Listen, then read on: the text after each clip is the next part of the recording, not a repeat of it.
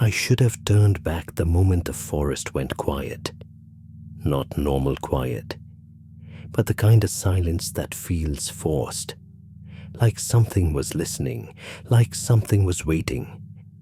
I'd been hiking alone for hours, deeper into Black Hollow Forest than I'd ever gone. The trees were wrong here. Their trunks were twisted, their branches curled like fingers. Even the air tasted stale, like it hadn't moved in years. My phone said, no service, but I kept checking anyway. Habit. Fear disguised as routine.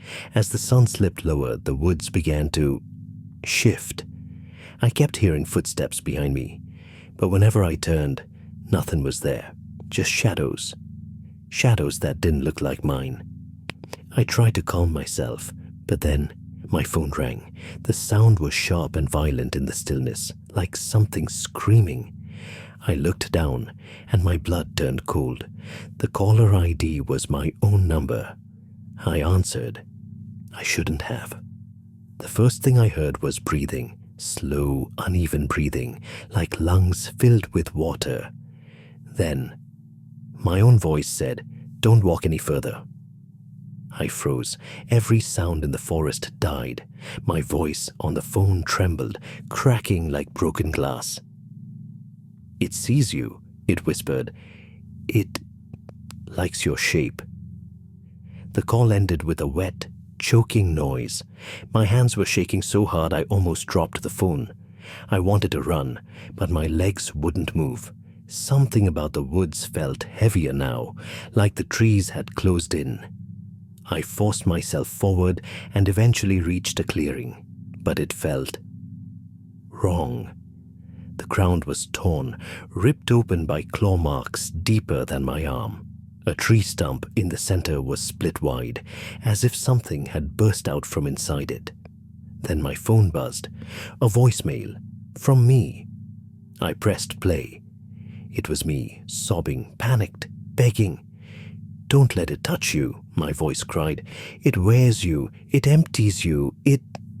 The message ended suddenly with a snap and the sound of something being dragged. I dropped the phone. When I looked up, I saw something standing between the trees. At first, I thought it was a reflection. It had my clothes, my hair, my face, but the mouth stretched too far, the smile trembling like it was barely holding shape. And the eyes were nothing but black bits. It didn't move. It didn't blink. It just waited. Then it whispered, with my voice but hollow and wrong, "Found you."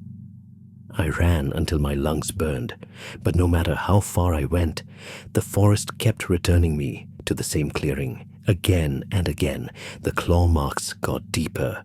The air got colder. The last time I stumbled into the clearing, something new was there. A body, my body, rotting. Face twisted, mouth open in an endless scream.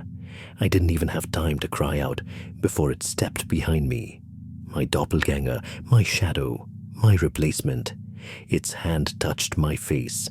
The cold sank into me instantly. I couldn't breathe, couldn't move.